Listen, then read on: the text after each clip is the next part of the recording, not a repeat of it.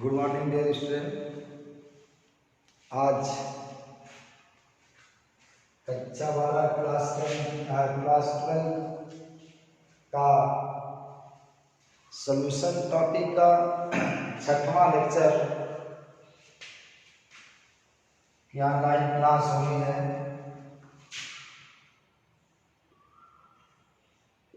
Lecture 6 topic solution. Okay, lecture 6 topic solution. पिछले video में मैंने lowering of vapour, lowering of freezing point या depression in freezing point मैंने बताया था, और आज उस पर एक एक्सरसाइज मैं आपको दे रहा हूं। ये सवाल नोट कर लें आप। 0.48 ग्राम कार्बनिक यौगिक को 10.6 ग्राम बेंजीन में घोलने पर हिमांक में 1.8 डिग्री सेंटीग्रेड की कमी हुई। यौगिक का अनुभार ज्ञात कीजिए। ओके, एक बार फिर सवाल सुन लीजिए। 0.48 ग्राम कार्बनिक यौगिक को 10.6 ग्राम बेंजीन में घोलने पर हिमांक में 1.8 डिग्री सेंटीग्रेड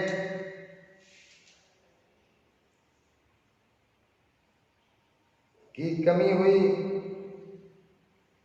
यौगिक का अनुभार ज्ञात कीजिए। ब्रैकेट में बेंजीन का मोलल हिमांक अवनमन स्थिरांक दिया गया है 5 degree centigrade. Molal inverse 5 degree centigrade molal inverse दिया गया है। अब आइए देखते हैं कि सवाल कैसे किया जाएगा। क्या पूछ रहा है? हिमांक में अवनमन पूछ रहा है। ये फार्मूला आपको मैंने बताया है, डेल्टा टीएफ बराबर केएफ इंटू डब्ल्यू गुणे 1000 अपान एम इंटू कैपिटल डब्ल्यू। हिमांक में अवनमन डेल्टा टीएफ दिया हुआ है, केएफ दिया गया है, और वाष्पशील विलेय यहाँ पे कार्बनिक यौगिक दिया गया है, उसका भार दिया गया है, उसका अनुभार निकालना है। विलायक यहाँ पे बेंजीन है, बेंजीन का भार दिया गया है। ठीक है, ओके। आइए वैल्यू रखते हैं। डेल्टा टीएफ दिया गया है 1.8 बराबर केएफ दिया गया 5 इंटू और डब्ल्यू दिया गया है 0.48, यानी ये विलेय कार्बनिक यौगिक है, उसका भार दिया गया इंटू 1000 अपान एन। आपको कैलकुलेट करना है। ये इंटू क्या हो जाएगा? ये विलायक सॉल्वेंट का वेट है, सॉल्वेंट यहाँ पे बेंजीन है, बेंजीन का वेट दिया गया है 10.6 दिया गया है, 10.6 दिया गया है। अब देखिए क्या होगा, आपको एम का कैलकुलेट करना है। क्या कैलकुलेट करना है? एम। ये हो जाएगा 5 इंटू 0.48 इंटू 1000 अपान क्या हो जाएगा 1.8 इंटू 10.6। अब इसको आप कैलकुलेट करेंगे तो आपको कार्बनिक पदार्थ जो मिले और स्पेसिफिक मिले यहाँ पे कार्बनिक पदार्थ है उसका अनुभाग आपको पता चल जाएगा। ठीक है, ओके, नोट करिए।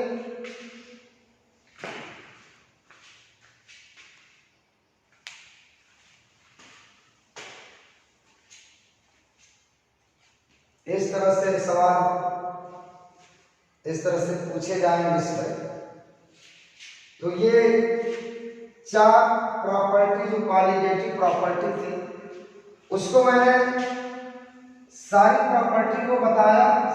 सारी प्रॉपर्टी पे कैलकुलेशन या न्यूमेरिकल कैसे आएगा उसके फॉर्मूले मैंने बताए डेरिवेशन के साथ। अब अगला आर्टिकल जो इसमें आता है बहुत इंपॉर्टेंट है, जो कंपटीशन पॉइंट ऑफ व्यू से बहुत इंपॉर्टेंट है, इस पर थोड़ा सा ध्यान दीजिएगा। एबनॉर्मल कॉलिगेटिव प्रॉपर्टी क्या है? एबनॉर्मल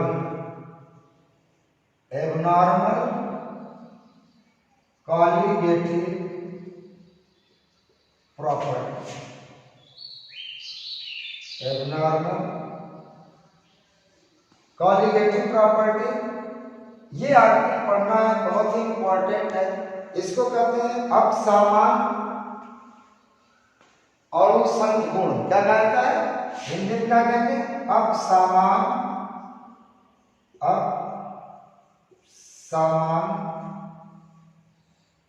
और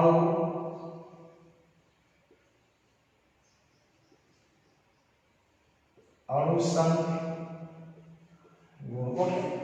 एबनॉर्मल कॉलिगेटिव प्रॉपर्टी समझिए।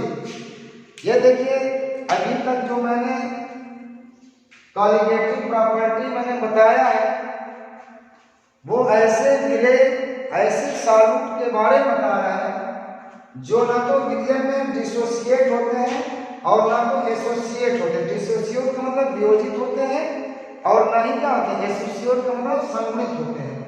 ऐसी प्रॉपर्टी ऐसे विलय के लिए मैंने कॉलिगेटिव प्रॉपर्टी बताया है। अभी आपने 4 कॉलिगेटिव प्रॉपर्टी आपने देखा P बराबर CH2, ठीक है। उसके बाद दूसरा है P not minus PS upon P not lowering in vapour pressure.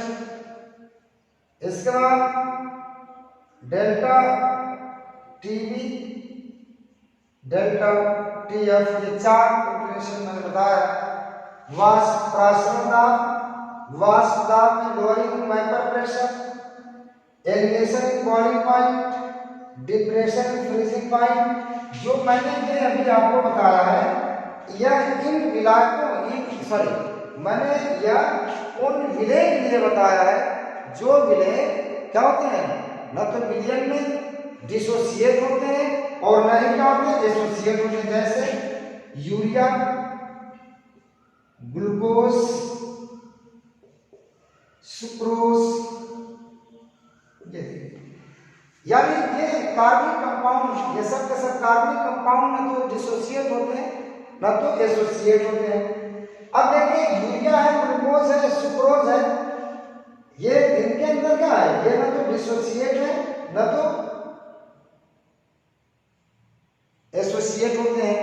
इन पर तो ये फार्मूला क्या होगा लागू होगा। अगर मान लीजिए मैंने NaCl ले लिया, क्या ले लिया NaCl का मान लीजिए प्रासरण दाब ऑस्मोटिक प्रेशर उसको निकालना है तो मैं इस फार्मूले से नहीं निकाल सकता है। आपने P बराबर CH3 से नहीं निकाल सकता क्योंकि यहाँ पे NaCl है, ये डिसोसिएट होने वाला क्या है विलय है, सॉल्यूट है, यह अपने आयनों में क्या हो जाएगा टूट जाएगा, टूटेगा। अब यहाँ पे देखिए इसके आयन कितने हो गए 2 हो गए। और एक जो मैंने बताया था कि कॉलिगेटिव प्रॉपर्टी वह प्रॉपर्टी होती है जो अणु परमाणु या आयनों की संख्या पर निर्भर करती है। यानी सॉल्यूशन से पहले तो इसकी संख्या 1 है, अब सॉल्यूशन के बाद उसकी यूनिट कितना होगी 2 होगी, 1 और 1 2। तब पराशर ताप क्या हो जाएगा, धुना हो जाएगा। इसका मतलब क्या हुआ कि पराशर ताप पहले से क्या हो जाएगा, धुना हो जाएगा। अगर पराशर ताप यहाँ पे 2 atm है, प्रारंभ में था, तो बाद में डिसोसिएशन के बाद कितना हो जाएगा, 4 atm हो जाएगा। ओके, बात समझ आई। तो ऐसे कुछ प्रॉपर्टी ऐसी है, जो कुछ विलय ऐसे हैं जो विलयन में क्या होते हैं, एसोसिएट हो जाते हैं, संगठित हो जाते हैं, जिससे क्या होता है, इनकी जो कॉलिगेटिव प्रॉपर्टी का मान क्या हो जाता है, कम हो जाता है, नंबर ऑफ पार्टिकल घट जाते हैं। देखो ध्यान रखिएगा, डिसोसिएशन में नंबर ऑफ पार्टिकल बढ़ते हैं, एसोसिएशन में नंबर ऑफ पार्टिकल क्या होते हैं, घटते हैं। तो मेरा कहना इसी को क्या कहा जाएगा, जो पहले एक्सपेरिमेंटल है, सॉल्यूशन से पहले जो पराशर ताप था वो कुछ और आएगा, और सॉल्यूशन जब विलयन के रूप में NaCl आ जाएगा तो उसका क्या हो जाएगा, पराशर ताप कुछ और हो जाएगा। इसका मतलब क्या होगा, कॉलिगेटिव प्रॉपर्टी इफेक्टेड हो गई, परिवर्तित हो गई। इसी को हम कहते हैं एबनॉर्मल कॉलिगेटिव प्रॉपर्टी। बात समझ आई। जब किसी विलायक में ऐसा विलय जो संगृहित या वियोजित होता है, जब मिलाया जाता है, तो विलयन का जो पराशर ताप, जो विलयन का जो कॉलिगेटिव प्रॉपर्टी होगी वो क्या हो जाएगी, परिवर्तित हो जाती है। इसी को हम कहते हैं अपसमान अणु संघ या एबनॉर्मल कॉलिगेटिव प्रॉपर्टी। अंडरस्टैंड।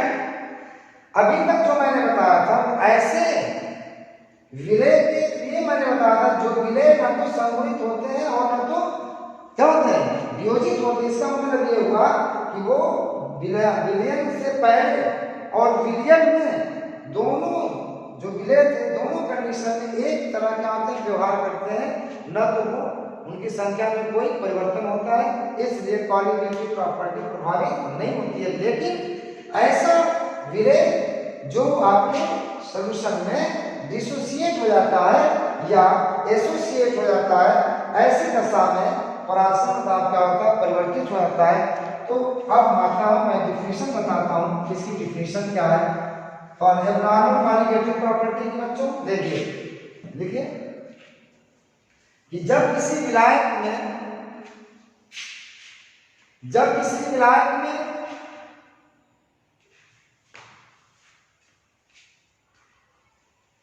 ऐसा विलय मिलाया जाता है जो संगृहित या वियोजित होते हैं, तो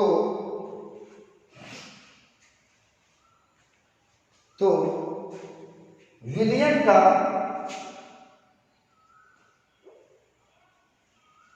अणुसंघ गुण परिवर्तित हो जाता है। इसे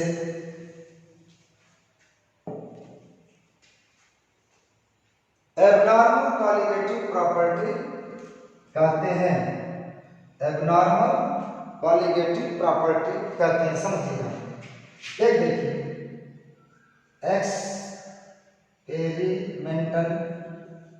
experimental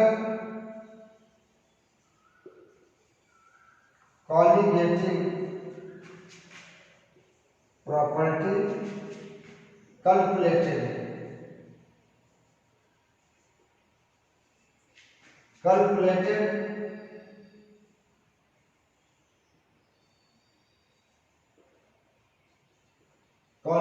property. Experimental colligative property या तो इससे क्या होगी, ग्रेटर देन होगी, या तो इससे क्या होगी, लेस देन होगी। एक्सपेरिमेंटल कॉलिगेटिव प्रॉपर्टी क्या है कि वह प्रॉपर्टी, वह अणुसंघ गुण या वह कॉलिगेटिव प्रॉपर्टी जो बाई प्रयोग क्या गया है, बाई प्रयोग प्राप्त किया गया है, जिसको हम प्रेक्षित मान कहते हैं, और वह प्रॉपर्टी, वह वैल्यू कॉलिगेटिव प्रॉपर्टी की जो फार्मूले के द्वारा क्या किया गया, कैलकुलेट किया गया है। तो एक्सपेरिमेंटल वैल्यू या तो ऐसी कंडीशन में जब आपका विलय संगृहित या वियोजित होता है, ऐसी कंडीशन में एक्सपेरिमेंटल कॉलिगेटिव प्रॉपर्टी या कैलकुलेटेड वैल्यू से या तो ज्यादा होगी या तो कम होगी। ज्यादा कब होगी कि जब आपका विलेज डिसोसिएट हो रहा हो, और कम कब होगी जब आपका विलेज क्या हो रहा है, एसोसिएट हो रहा हो। ठीक है ना। Experimental colligative property greater than या less than calculated colligative property, यह बाय एक्सपेरिमेंट प्रयोग निकाला गया है। इसको क्या प्रायोगिक मान या प्रेक्षित मान भी कहते हैं। क्या कहते हैं? प्रेक्षित मान। ठीक है, इसको प्रायोगिक मान कहते हैं, इसको परिकलित मान कहते हैं। क्या है? परिकलित मान। परिकलित मान जो सूत्र द्वारा निकाला जाता है। एक्सपेरिमेंटल कॉलिगेटिव प्रॉपर्टी और कैलकुलेटेड क्या है, कैलकुलेटेड कॉलिगेटिव प्रॉपर्टी। ओके, बात समझ में आई? अब देखिए इसमें वन फैक्टर का एक कॉन्सेप्ट आता है। वन हाफ फैक्टर क्या होता है? ठीक है, एक हेडिंग डाल लीजिए, one half factor. One half factor, one half गुणांक, इसको हिंदी में कहा जाता है। वन हाफ फैक्टर क्या होता है देखिए, अभी बताता हूं। वन हाफ फैक्टर देखिए, इसका मान, इसको हम आई से नोट करते हैं। देखिए आई बराबर ऊपर लिखा जाएगा एक्सपेरिमेंटल शॉर्ट में कॉलिगेटिव प्रॉपर्टी अपॉन कैलकुलेटेड है, कैलकुलेटेड कॉलिगेटिव प्रॉपर्टी। यानी एक्सपेरिमेंटल कॉलिगेटिव प्रॉपर्टी और कैलकुलेटेड कॉलिगेटिव प्रॉपर्टी के रेशियो को वन हाफ फैक्टर कहते हैं। इसको और तरह से क्या डिफाइन कर सकते हैं, यहाँ पर देखिए एक इसी फार्मूले को मैं चेंज कर रहा हूं। इस फार्मूले को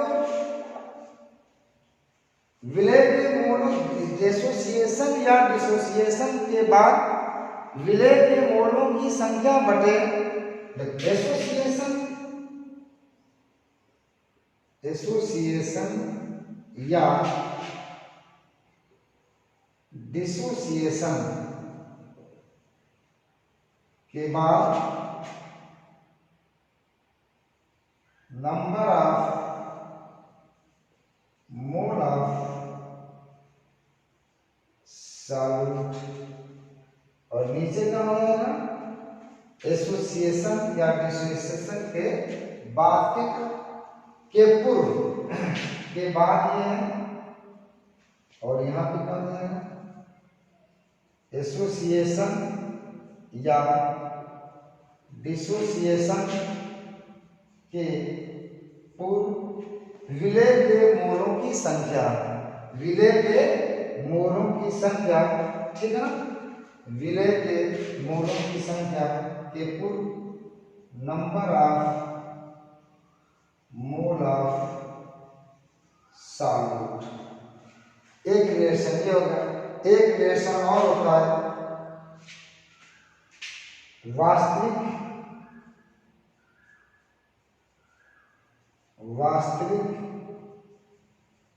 अनुभार बटे प्रायोगिक अनुभार।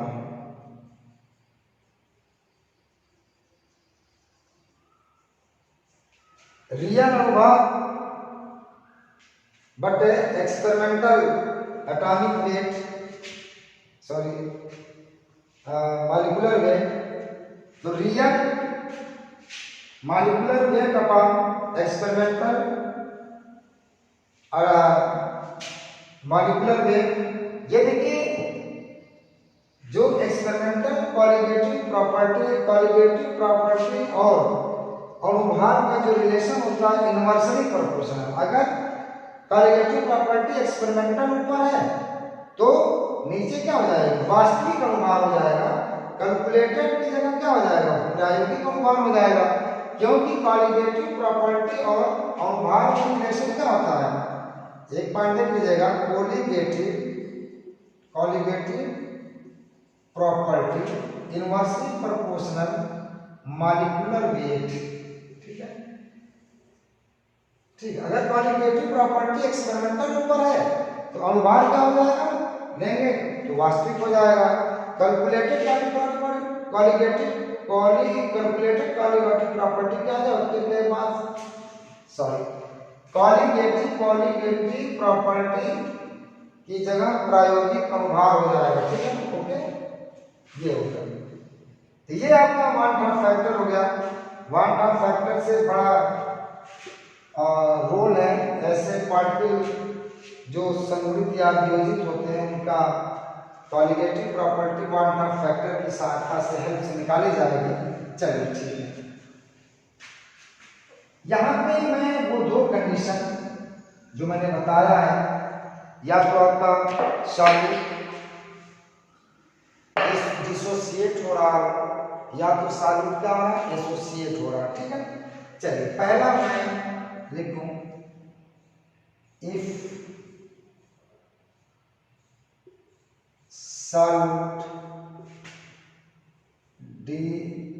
डिसोसिएट, एक सॉल्यूट डिसोसिएट, यानी इसका मतलब ये हुआ कि यहाँ पे सॉल्यूट क्या हो रहा है, टूट रहा है। जैसे मैंने सॉल्यूट ले लिया ए बी, ठीक है ना,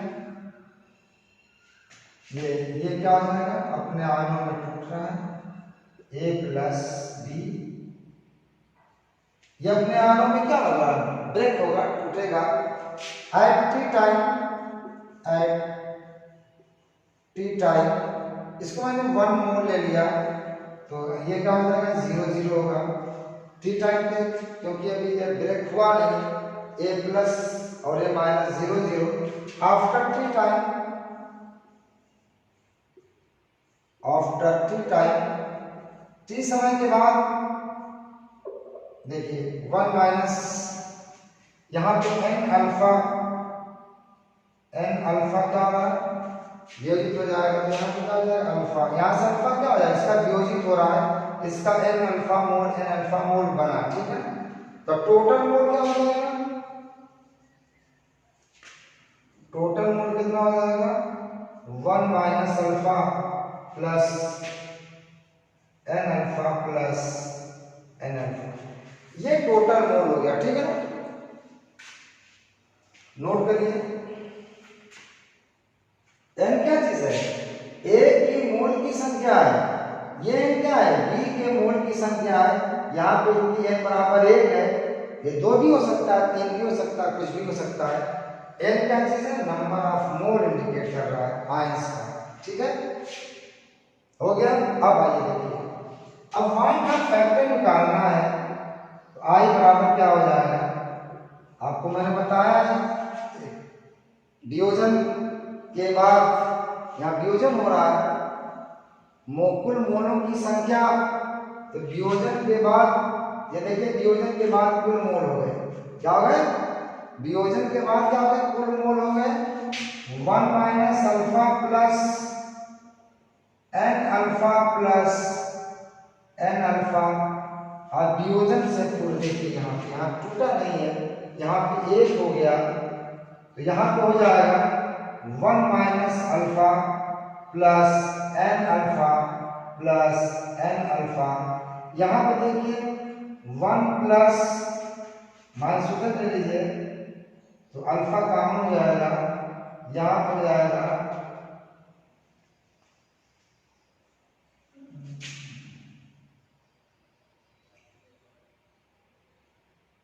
यहाँ बचेगा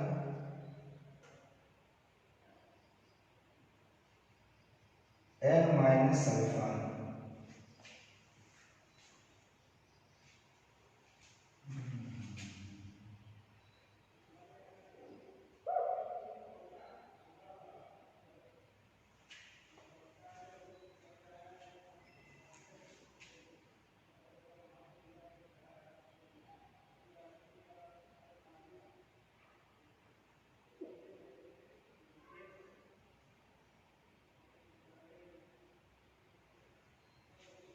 ठीक है। अब देखिए इधर आई को इधर एक हुआ, इसको 1 पे इधर -1 बराबर अल्फा n माइनस अल्फा, और अल्फा बराबर हो जाएगा ये आपका i माइनस 1, यहाँ पे जाएगा n माइनस अल्फा हो जाएगा। n क्या चीज है? Total number of mole, total number of mole after dissociation, total number of mole after dissociation, ये रिलेशन आपका आ गया। ठीक है, ओके।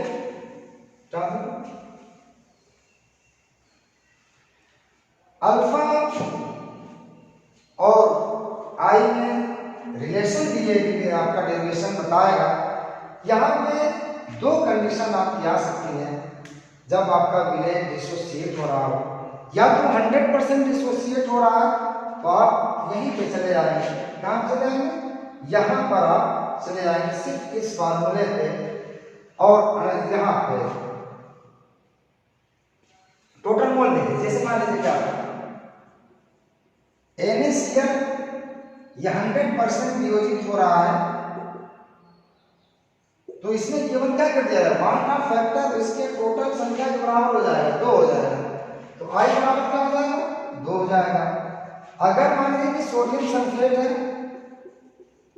सोडियम सल्फेट है, अगर ये अपना आयरन होगा 2Na प्लस SO4 माइनस, क्या है? SO4 माइनस 2 4 हो जाएगा। यहाँ पे I बराबर कितना हो जाएगा? 3 हो जाएगा। ठीक है, इस तरह से आप I का मान सीधे निकाल लेंगे।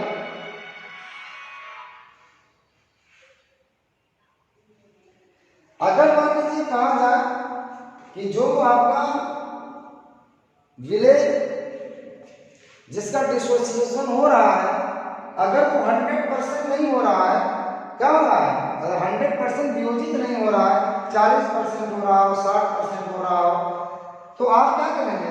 फिर आपको इस फार्मूले से आपको क्या निकालना पड़ेगा। अगर यही सवाल मैं कर दूं, यहाँ 100% मैंने दिया तो I बराबर क्या हो गया? टोटल नंबर ऑफ मोल के बराबर आपने बता दिया। यहाँ पे आ जाएंगे, इसको नोट कर लिया होगा। अगर मैं कहूँ कि NaCl 40% आपका क्या हो रहा है, 40% वियोजित हो रहा है, यहाँ पे क्या हो जाएगा? देखिए 1 प्लस, यहाँ पे देखिए टोटल मोल कितना आया था? टोटल मोल देखिए 1 2 हो गया, यहाँ पे 2 हो जाएगा, 2 माइनस 1, अल्फा 40% का मतलब क्या हो जाएगा? 0.4 हो जाएगा, 0.4 हो जाएगा। ये हो जाएगा तो कितना हो जाएगा? 1 प्लस, यहाँ पे 1 बचेगा, 0.4 हो जाएगा, तो 1 क्या हो जाएगा? 4 आपका आंसर आ जाएगा। ठीक है, तो अब जब आपका अल्फा का मान 100% नहीं दिया है, तो आप 100% का मतलब क्या होगा? 100/100 करेंगे तो क्या 1 हो जाएगा। आप सीधे इस फार्मूले से आप निकालेंगे, सॉरी आप टोटल नंबर ऑफ मोल के बराबर अमाउंट ऑफ फैक्टर हो जाएगा। अगर मान लीजिए कि आपका वियोजन 100% ना दिया हो, तो इस फार्मूले से अमाउंट ऑफ फैक्टर आप निकालेंगे। ठीक है ना? ओके, समझ आ गया? अब देखिए, अगर मैं इसी सवाल को कहूँ, या तो 100% हो गया, 100% वियोजित हो गया, तो I बराबर क्या हो जाएगा? 3 हो जाएगा। अगर मैं इसी कहूँ कि 60% वियोजित होता है, कितना परसेंट होता है? 60% वियोजित होता है, तो 1/2 फैक्टर क्या हो जाएगा इसका? 1/2 फैक्टर यहाँ पे आएंगे 1 plus total number of mole कितना हो गया? 3 हो गए, 3 माइनस 1 इंटू अल्फा कितना हो गया? अल्फा कितना हो गया? यहाँ पे 60% है, 0.6 हो जाएगा। ठीक है, ओके। अब देखिए क्या होगा, यहाँ पे हो जाएगा 1 प्लस 2 इंटू 0.6, या 1 प्लस कितना हो जाएगा? 6 गुना के 12, इस तरह से कितना हो जाएगा? 2 पाई कितना हो जाएगा? 2 हो जाएगा, 2 इसका 1/2 फैक्टर हो गया। ओके, बात समझ आ गई? ये बड़ा मतलब कि समझने की बहुत जरूरत है कि अगर आपका वियोजन 100% दिया गया है तो आप तो सीधे नंबर ऑफ पार्टिकल्स के कैलकुलेट कर लेंगे, वही उसका क्वांट ऑफ फैक्टर हो जाएगा। अगर मान लीजिए तो 60%, 50%, 40% या 20% वियोजित हो रहा हो, आप इस फार्मूले से क्या है क्वांट ऑफ फैक्टर निकाल लेंगे, ठीक है ना। इस तरह से ये आपके मैंने ये भी बताया कि जब आपका विलय क्या हो रहा हो, विलय जब आपका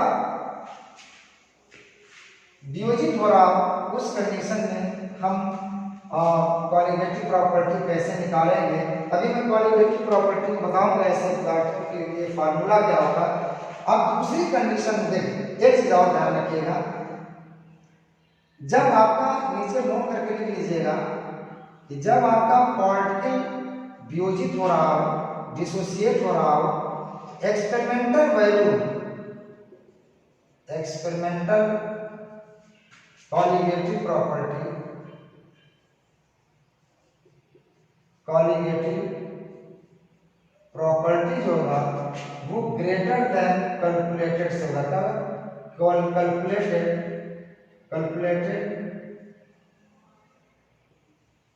कॉलिगेटिव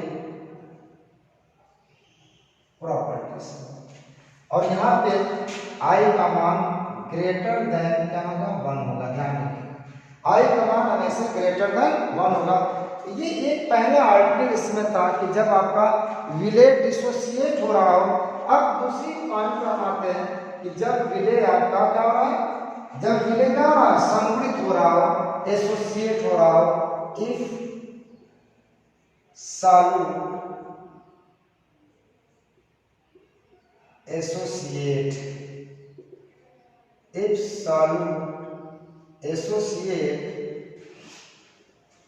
इफ सालू क्या है एसोसिएट हो रहा हो, ऐसी कंडीशन में आप क्या करेंगे, जहां पे experimental colligative property less than colligative calculated colligative property, ठीक है। और आई का मान जो होगा हमेशा 1 होगा। आई का मान हमेशा ऐसी कंडीशन में कि जब विलय क्या हो संगुणित हो रहा है तो कैलकुलेटेड प्रॉपर्टी का मान क्या हो जाएगा, कैलकुलेटेड प्रॉपर्टी का मान आपका एक्सपेरिमेंटल कैलकुलेटेड कॉलिगेटिव प्रॉपर्टी का मान कम हो जाएगा और आई का मान जो होगा 1 से कम होगा। देखिए इसका डेरिवेशन देखा जाए क्या होगा। मान लीजिए कोई पार्टिकल आपका ए बी है, वो संगुणित हो रहा है, n नंबर इसका है, ए बी, ये सब के सब आपस में जुड़ गए। क्या हो गए, सब के सब आपस में जुड़ गए। यहाँ पे टी टाइम 0 पे ये इसका 1 मोल था, ये 0 था। After T time, at T time ये हो जाएगा 1 माइनस अल्फा, यहाँ अल्फा बाई एन हो जाएगा। क्या हो जाएगा, अल्फा बाई जितनी संख्या उससे क्या हो जाएगा डिवाइड हो जाएगा। तो टोटल मोल क्या हो जाएगा, टोटल मोल क्या हो जाएगा, ये टोटल मोल हो जाएगा 1 minus alpha plus alpha by n हो जाएगा। ठीक है, नोट करिए।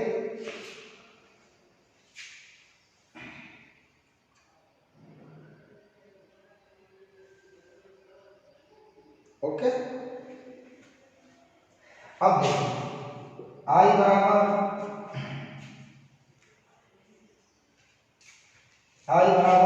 क्या हो जाएगा 1 माइनस अल्फा, यानी मैंने बताया था कि यहाँ पे एसोसिएशन हुआ, एसोसिएशन के बाद यानी संगुणन के बाद कुल मोलों की संख्या ये आ गई टोटल मोल, और संगुणन के कुल क्या हो गया, यानी अभी वो संगुणित हुआ नहीं, यहाँ पे टोटल मोल क्या हो जाएगा 1 हमने लिया है, तो ये हो जाएगा आपका अल्फा अपॉन एन बटे 1। तो क्या हो जाएगा 1 minus alpha plus alpha by n हो जाएगा। लिखिए, नोट करिए।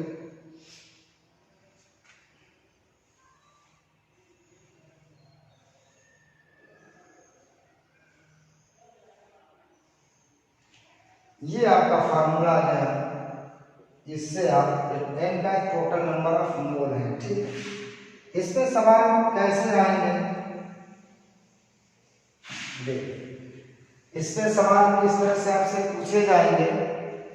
ये जैसे मान लीजिए कि आपका एसिटिक एसिड है, क्या एसिटिक एसिड 2 मोल है, ये आपका एसोसिएट हो रहा, जितने अणु हैं सब के सब आपस में क्या हो जाएंगे, जुड़ जाएंगे, 2 हो जाएंगे। क्या हो जाएगा, 2 हो जाएगा। तो अब यहाँ पे देखिए n/2 मैंने कहा, सॉरी अल्फा बाई n कहा था ना। ठीक है, जैसे मान लीजिए कि इसका आपने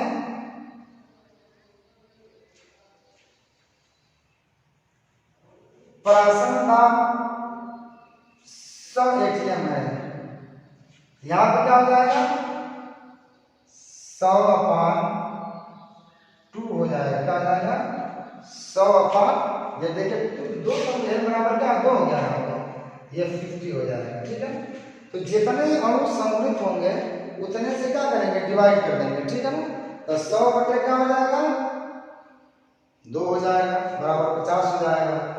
अगर ये 400 है, यहाँ पे क्या हो जाएगा 400 बटे 2 बराबर 200 हो जाएगा। ठीक है, ओके।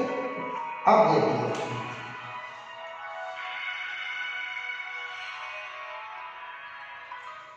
ऐसे पार्टिकल का कॉलिगेटिव प्रॉपर्टी जब हम निकालेंगे, जो संतुलित या जो फार्मूला मैंने दिया था आपको ऐसे विलेय के लिए, जो न तो संतुलित हो रहे थे और न तो वियोजित हो रहे थे, उसी फार्मूले को आप लेंगे और उसमें 1/2 फैक्टर से मल्टीप्लाई कर देंगे और P0 माइनस PS अपान P0 बराबर W अपान M इंटू कैपिटल M अपान कैपिटल W, ये होगा।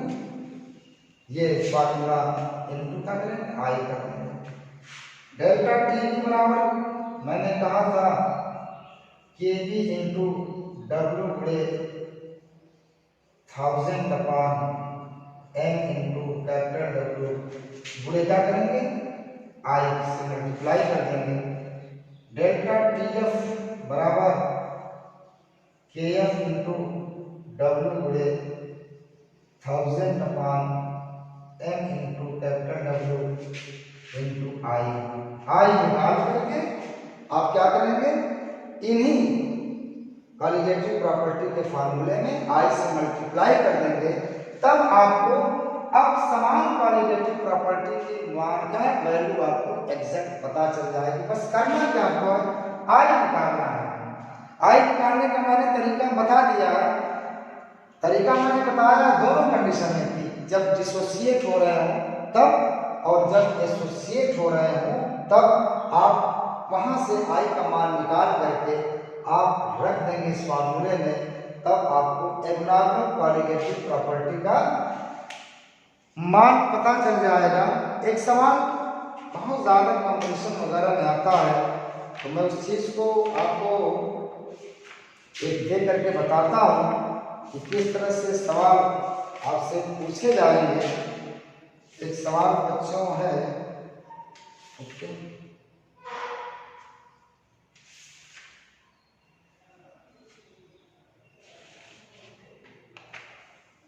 एक सवाल है कि समान ताप पर निखिल जली विलयन में उच्चतम परासरण दाब का विलयन है। उच्चतम परासरण दाब का विलयन है, ये 1/2 फैक्टर पे से रिलेशन है। परासरण दाब है, हाँ रे भाई वो आप संग बता दिया ना। एक सवाल आपका है कि समान ताप पर निम्नलिखित जलीय विलयन में उच्चतम परासरण दाब का विलयन है। देखिए है आपका 0.07 m Al2SO4 thrice 0.10 molar CaCl2। तीसरा है 0.15 मोलर KCl। और चौथा आपका है 0.3 मोलर C12H22O11। ये 4 ऑप्शन आपके पास दिए गए हैं। इन चारों में बताना कि किसका प्राशन दाब ज्यादा होगा। देखिए, एक भी आपका सुक्रोज है। सुक्रोज आपका कार्बनिक कंपाउंड है, ना तो ये डिसोसिएट होता है ना तो एसोसिएट होता है। इसका मतलब ये हुआ इनका प्राशन दाब इन तीनों से कम होगा। अब इस तीनों में आपको देखना है कि किसका ज्यादा होगा। 0.07 वन थर्ड फैक्टर इसका निकालेंगे। एल्युमिनियम देखिए हो जाएगा 2Al plus plus plus plus 3SO4 minus minus 3SO4 minus minus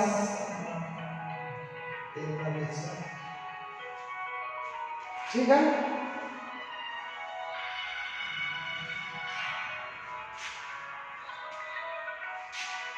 तीन दिमाग के 6 2 4 ठीक है। मान कितना आ जाएगा, कितने नंबर आप बोलोगे। वन का फैक्टर कितना 5 हो जाएगा। 5 से गुणा कर देंगे। याद रखिए 0.1 इसमें अगर आप डिसोसिएशन होगा Ca प्लस प्लस और 2Cl माइनस आए तो 3 वन का फैक्टर इसका होगा तो 3 से गुणा कर देंगे।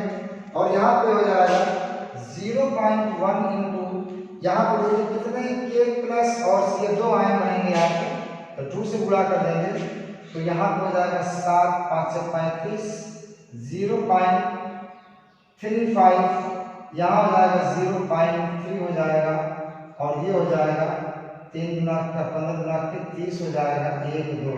अब बताइए कौन ज्यादा है। सबसे ज्यादा प्राशन दाब इसका है।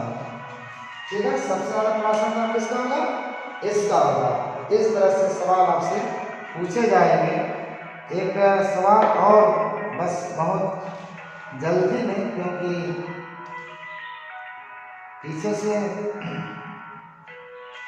इंडिकेशन आ गया क्लास खत्म करने का। एक सवाल जल्दी से मैं बता देता हूँ आपको। इसी कॉन्सेप्ट पे लिखा गया है कि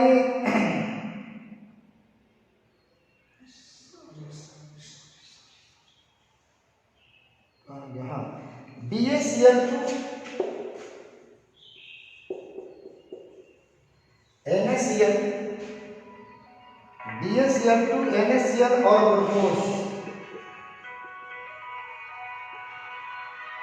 ग्लूकोज के सम मोलर विलयन के प्राशन दाब इस क्रम में होंगे। प्राशन दाब इस क्रम में होंगे। देखिए, एक पहला दिया है BaCl2 greater than NaCl greater than glucose, ये सबका मोल समान है।